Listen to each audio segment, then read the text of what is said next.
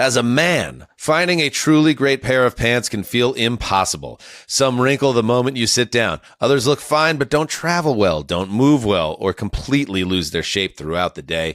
When you're flying, commuting, or packing light, most pants just aren't built for real life. That's why there's Jack Archer. JackArcher.com makes the Jet Setter Tech Pant designed to be the one pair of pants you actually need. Comfortable enough for travel, polished enough for work, and versatile enough for wherever the day takes you. The Jet Setter Tech Pant is wrinkle-free, stain-resistant, and built for all-day comfort. With flexible stretch, customizable fit options, and thousands of 5-star reviews, these are the pants you'll reach for every day. Jack Archer, ready when you are. For a limited time, get 15% off your first order using code GETJACK at jackarcher.com. Again, that's promo code GETJACK at jackarcher.com for 15% off your first order. Dear McDonald's, your breakfast menu? Fire. 10s across the board. I could be happy with anything, even though I ordered the same thing every time. Thanks for not judging me. I'll try something new next time. Maybe. Score a 2 for $5 deal on a sausage McMuffin with egg and more. Limited time only. Price and participation may vary. Cannot be combined with any other offer. Single item at regular price. Ba-da-ba-ba-ba. This episode is brought to you by Progressive Insurance. Whether you love true crime or comedy, celebrity interviews or news, you call the shots on what's in your podcast queue. And guess what?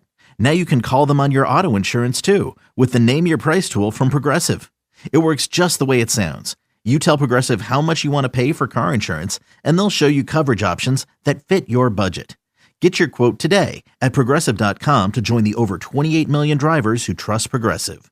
Progressive Casualty Insurance Company and Affiliates. Price and coverage match limited by state law. From the Accident Recovery Team Traffic Center, don't worry about me, I called ART. Traffic. There's construction on Southeast Boulevard, northbound at 31st Street. Give yourself a few extra minutes to move through the area. Otherwise, all the major roads are running smoothly. From the Accident Recovery Team Traffic Center, that's your Odyssey Wichita traffic. Weather. Sunny skies, but staying chilly today. A high of 47 with the south breeze at 5 to 15. Becoming partly cloudy, a little blustery tonight with a strong south wind and overnight low of 34. Partly cloudy, breezy, and much warmer on Tuesday, high 66.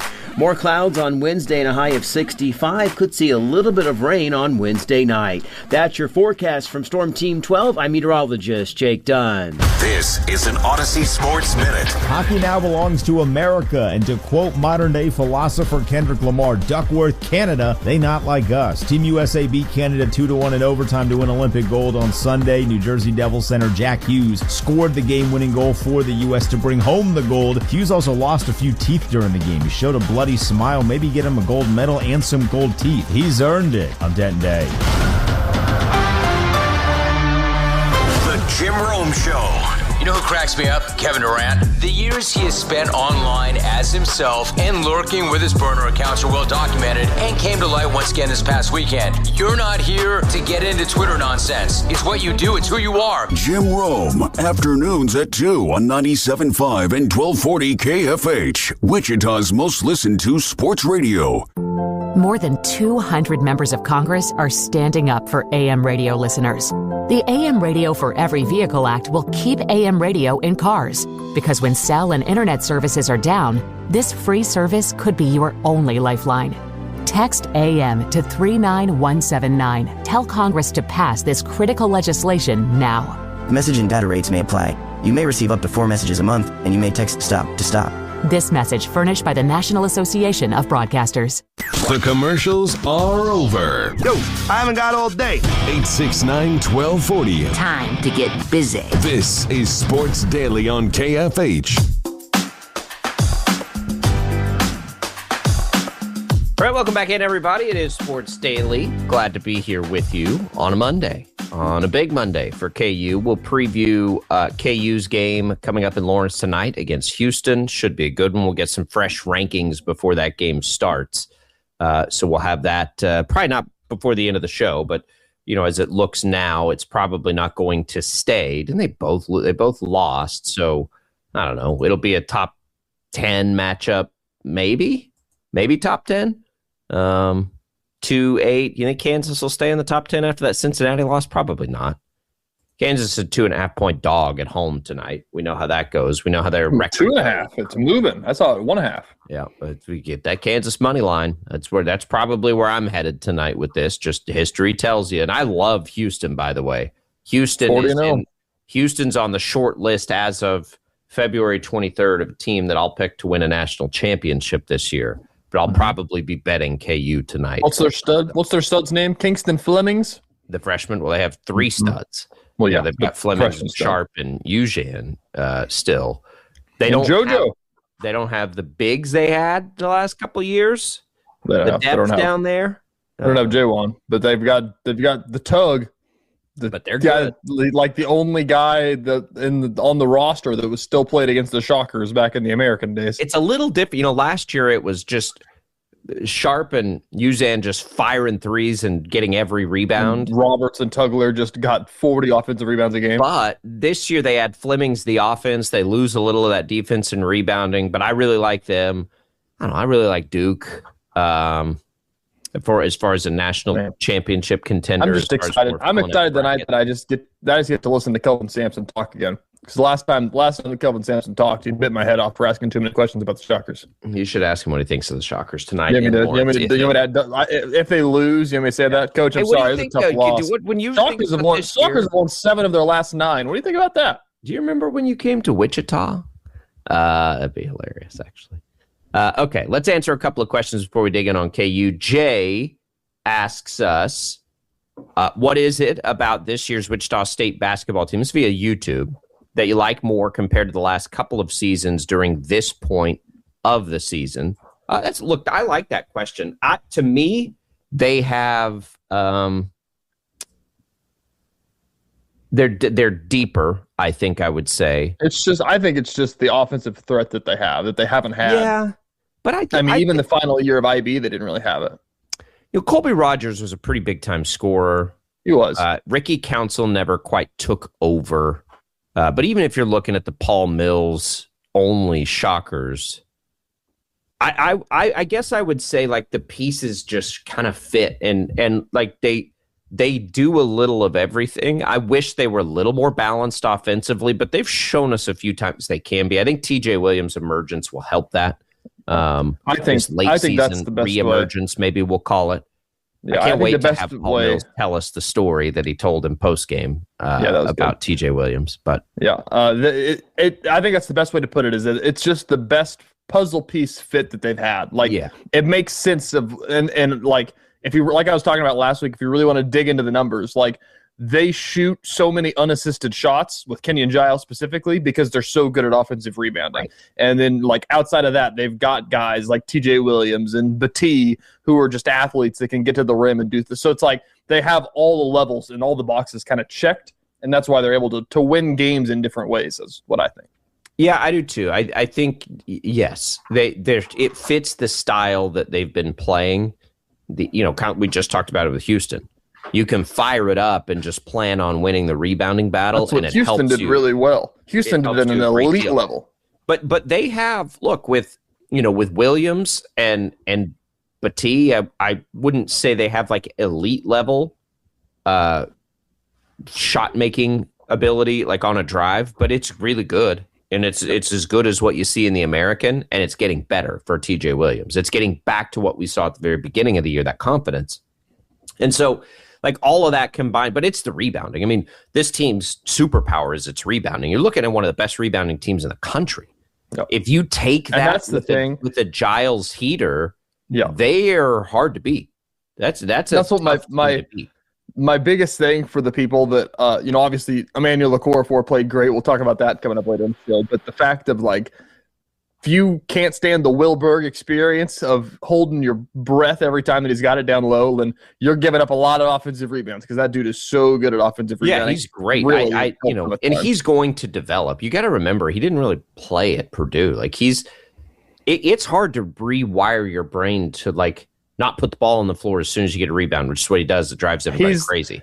Stop dribbling. You don't need to dribble. Like, what are you doing? Wilberg is the perfect example of like money ball basketball. You know what I mean? Like, it's like what was the first baseman's name? Hatterberg? It's like he does this, but man, he gets on base, and it's like Will Berg does this, and he'll dribble the ball and get it stripped 5 times a game, but man, he's going to get you 12 or 13 rebounds. Yeah, he won't dunk it, even though he doesn't have to jump to do it, but man, he'll get every rebound. Yeah, that's about right. But he and Okorafor are, again, like it's all the pieces fitting together. To have them both, individually, it'd be tough because they'd probably get in foul trouble. But when you've got them both and you can spell them like that, and like the thing I love about Berg is teams go at him and he just hangs in there. Like it's like everybody's strategy is the same. Oh, that big tall dude, you got to wear him out. Go in there and start banging him around a little bit. He's right there. He doesn't back off of anything. And he and Okorafor, I think Okorafor's to me quite a bit better defensively as a player. Like he's a better defensive threat than Berg is. But Berg's rebounding is impossible to ignore. And he's a developing offensive player, too. Like, he's starting to develop some offensive skills if he'd stop putting the ball on the ground and the team will just take it from him. That's a sidebar. What do we like about him? The pieces fit. They're deeper, for sure, than they have been. And they are, that intangible stuff, they enjoy being around each other. I mean, there's no question about it. Like, this is a group that has gelled and meshed, and the coaching staff deserves a ton of credit for that. And it's working. And they are starting to become a comeback team, which is kind of cool to see. That game against East Carolina was absurd, but you got to have those if you're going to win a league that's as even as the American is this year. So good question, Jay. You can leave us your questions on the video streams, Facebook, YouTube, and X. All right, let's get people ready for Big Monday tonight. This game, look, on paper, it's a game that, does it favor Houston? This is what's so crazy about this game is that I'm going into it, and it's basically the biggest question that I have is just what KU is going to show up after you lose to Cincinnati. Can you bring out the dogs that beat Arizona? Can you bring out the guys that beat BYU, like Iowa State? Like, and to me, that's what my brain goes to, which is insane to think about because they're playing the number 2 team in the country as it currently stands. Like, it's not that, but I think that it is. Like, I think that there is something to be said about what KU team shows up, even though Houston is going to dictate things that they want to dictate as well. Am I crazy? No. KU's a total wild card to me. Exactly. Like that's the biggest question. I don't think it matters who they play. I think is my point. I don't either. I think it matters. I think it matters more than anything. How do they play defense? Does that make sense? Like that's absolutely 100% where it starts for me is how are they going to play defense on that day? And then you can go from there. And then after you go from there, it's, what are you getting out of Darren Peterson and all of those kinds of things. Like, but in reality, I just, Peterson gives them the best chance to win offensively, but their best chance to win in general is how, is how they play defense. Are they going to defend the 3 well in that game? I don't think they're as bad a 3-point defense as they have been the last couple of years because I think they're far more athletic down low and they can switch 5 guys. But at times this year, it's bitten them in the butt a little bit. But if they're the best version of their defense, they're going to allow themselves to win any game. That's what playing good defense does. I do think they have to figure out how do you make Melvin Council and Darren Peterson the highest level of threats that they can be, and we've seen them be this year at the same time. And I don't know if it's possible because of the positions they play, but it would be nice to see both of them as big-time scoring threats. We know the easy offense will come through the 2 bigs. That part, I'm not, like, that's something they're always going to do. Like, that's not something I think they need to do. That's who they are. That's what they'll do. It's how locked in for a full game can they be on defense and how much of a threat is Darren Peterson / Melvin Council on offense. We know they both can be. I want to see them both be that kind of a threat. Maybe it just needs to turn into, and like we've joked about, like the way that you handle Peterson, and it's insane to think about, but like if you're going into March and you haven't figured it out yet, like Bill Self has comments about how concerning it is at this point of the year to still be dealing with things that they're dealing with. If on Cincinnati, Peterson didn't play well, and I think that's all that boiled down to. He wasn't hurt; he didn't play well, and that's kind of what all the messaging sounded like about that. Maybe it needs to be something to where Peterson, it's insane, and I know how stupid I sound here, but like maybe he needs to play like Grady Dick did his freshman year. Maybe it needs to be Jalen Wilson runs the show, and Grady is like right there waiting in the wings, basically. Well, because they need Peterson to be a shooter more than probably anything, right? Like all his ability and all those things, the thing the team lacks is his ability to shoot. I'm just looking at some team stats here. So Houston right now, this is interesting. They average the fourth most, basically the same as Iowa State, a little more than BYU, 3-point field goals made. But percentage-wise, they're 14th in the league. They're going to take a ton of them. If they hit them, you're in big trouble, right? Where do you think Kansas, and I'm glad to see this because it's felt this way, where do you think Kansas fits right now in opponent 3-point field goal percentage? Opponent 3-point field goal percentage? Uh-huh. I don't know. They probably in shoot ranking the lights of out their against 3-point defense in the league. I'd say that they shoot the lights out. The other teams do against Kansas. So I'd say that they're the best team in the Big 12 opposing the 3. Really? By percentage. I feel like that's completely different than years past. Isn't that crazy? So typically to say everybody makes it's 23s against KU. They're better than, right? They're better than they were. But listen to this. The attempts that for the other teams are very high. Very high. They have allowed the third most threes to be made. The attempts, though, they are giving up a lot of threes. They're giving up a lot of threes. I'm not crazy in that regard. They just take a ton of them. But they're like by percentage, they're defending them better than everybody. But it's like when you look at that, like it's so clear what teams try to do to them. They try to beat them that way. Like it's not even close. KU versus the next team. Oklahoma State's played 2 fewer games, but they're the next closest. So let's go to Iowa State, who's played the same number of games. Same number of games. Teams have tried 100 more threes on Kansas than they have Iowa State. 100. That's wild. Over 30 games, that's that just 3.5 more per game? Is that a Flory Badunga effect? Probably. I think it's these coaches and seeing the same thing in film effect, probably. I mean, that gets to a level that I'm not sure I'm going to be able to answer or even take a stab at why that is. I'd say that looking at the way that you win in Allen Fieldhouse is you have to make a lot of threes. And that's kind of how it always happened. Like, look at Cincinnati. They just made a lot of threes and they won Allen Fieldhouse. Yeah. Well, look at how Cincinnati attacked, right? The only game Arizona, I don't think tried to do that. Houston will, though. Houston's going to take a bunch of threes tonight. And if they hit a bunch of them, KU's in trouble. That's where you get into, like, when you talk about Peterson, it's like KU's defense is good. Their level of defense is good. There have been a couple of games where they haven't defended the 3 very well, at least to our eye. But as a whole, and it's an entire body of work. It's been better than it has been the last 2 years. But it's still how teams are attacking them. When those happen, inevitably, when teams play you that way, this is what happened with Cincinnati. Sometimes they're going to hit a bunch of them. Mm-hmm. How does KU then match that offensively? That's where I worry about. That's why they lost to Cincinnati. Is they made 4? I think is what the number ended up being. Like, it's 12-4. Like you're not going to win a lot of games when that's the margin of 3-pointers made. You're not going to win a lot of games, period, when you only make 4 threes. Like it doesn't matter what the other team does. Well, they don't. I mean, KU doesn't. I mean, let's go back and look at. They don't chuck them up, but I mean, you know what I mean, like. If there's no outside threat if you're only making 4 threes a game. Of the good teams, and Arizona only takes about 6 a game. Only makes about 6 a game.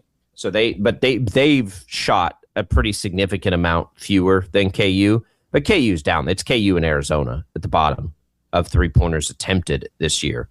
when you're looking at the teams that are actually good. It's just not been a thing that they do, because who do they have that's going to do it? And there's Trey White's a good three-point shooter, but he's been kind of all over the place. Melvin Council has been at times, but he's not firing him up it's Darren Peterson. Darren Peterson's a guy I'd like to see take 6 or 7 threes every single game at minimum, because he got a good chance to make 3 or 4 of them. I agree. To me, we make this comparison all the time. It's pretty funny. But KU, Wichita State, would you rather see Darren Peterson play like Kenyon Giles? No. That's too much. No, that's too much. Because they're too good in other places. Exactly. If that would, no way. Because and that's not a diss to Kenyon Giles. That's just what the Sharkers do on offense. No, that's not a diss to Kenyon Giles. That's a tip of the cap to the rest of KU. And Tiller. Yes. I agree. That's what it is. Those are two of the best those are two most offensively gifted bigs in the country. You couldn't do it the same way. That's all that is. I'm sure Peterson will probably play that way in the NBA, but and there could be games. Look, there could be games where he could do that. There could, like the BYU first half, if he's cooking like that, then have at it, man. Go for it, and then let those guys know, hey, offensive boards is now your priority. We're not. But look at the first half against Cincinnati. How many lobs? 5. There are 5 lobs in the first 8 minutes. It feels like it works. Game. And that's what we've talked about how good it is for Flory to play for Bill Self. Whenever you see those wide open lobs and you wonder how he gets so wide open, click the rewind 15-second button and watch all the screens that are going on behind the scene. They're so good at that thing. I want to ask this in the minute we have left here.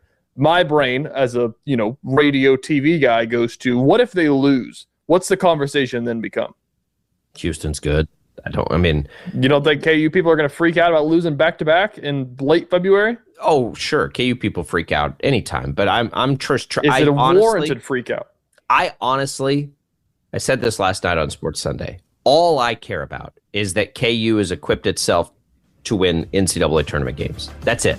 I do not really care. I don't think that they'll freak out in terms of a standings race. I think they'll freak out in terms of March Madness is in 2 weeks, 3 weeks, and we just lost back-to-back games. Yeah, they just went 9-1 with 5 top 15 wins. I agree. The Big 12 is freaking good. And KU is not some dominant force that's going to win every game it plays. That's just... There's still a ramp. There's still an on-ramp to get to March Madness, folks. They're a home underdog tonight. What are we doing here? We'll have that conversation in the second hour for sure. We got Paul Mills coming up next. Stick around. This is Sports Radio KFH. Buying pants shouldn't take this much effort. Too many options, inconsistent sizing, and styles that don't work across your day. You want something comfortable, sharp, and reliable without guessing, returning, or buying 5 different pairs. That's why there's Jack Archer. Ah, yes. JackArcher.com simplifies everything with the Jet Setter Tech Pant. One versatile pair designed to take you from work to weekend without missing a beat. Easy to wear, easy to style, and easy to shop for. The Jet Setter Tech Pant is wrinkle-free, stain-resistant, and built for all-day comfort. They stretch, breathe, and hold their shape, giving you a consistent fit and polished look every time. Backed by thousands of 5-star reviews, they're the dependable pants you'll reach for daily. Jack Archer, ready when you are. For a limited time, get 15% off your first order with code GETJACK at jackarcher.com. Again, that's promo code GETJACK at jackarcher.com for 15% off your first order. This episode is brought to you by Progressive Insurance. What if comparing car insurance rates was as easy as putting on your favorite podcast? With Progressive, it is. Just visit the Progressive website to quote with all the coverages you want. You'll see Progressive's direct rate, then their tool will provide options from other companies so you can compare. All you need to do is choose the rate and coverage you like. Quote today at Progressive.com to join the over 28 million drivers who trust Progressive. Progressive Casualty Insurance Company and Affiliates. Comparison rates not available in all states or situations. Prices vary based on how you buy. Get more out of every mile when you share the ride to work. With carpooling, you'll have time to relax, save money, and pick up new friends. Commuter Connections can help you find carpool partners who live and work near you, even if you're commuting just a few days a week. It's a free service. Carpooling. Every dollar saved, every friend made. Register for free carpool partner ride matching at commuterconnections.org or call 800-745-RIDE. That's commuterconnections.org. This is attorney Omid Azari from Azari Law. If you've been injured in an accident and feel like no one is fighting for you, it's time to fight back. Call Azari Law at 888-828-HURT. Just with one call, you can put a proven legal team on your side. Azari Law has been serving the DMV for over 15 years, proudly fighting for our local community. I was born and raised right here in the DMV, and my team is made up of experienced, reputable local attorneys dedicated to fighting for injury victims just like you. Follow us on all social platforms at azari.law. That's AZARI.LAW. Don't wait, don't settle. Fight back with Azari Law. With offices in Maryland, D.C., and Virginia, my team and I are ready to stand up for you. Call 888-828-HURT. That's 888-828-HURT. And let us fight back for you. Thy ticket, Lady Jennifer of Coolidge. Well, many thanks, good sir. Here'th my Discover card. They accept Discover at Renaissance fairs? Yeah, they do here. Discover's accepted at the places I love to shop.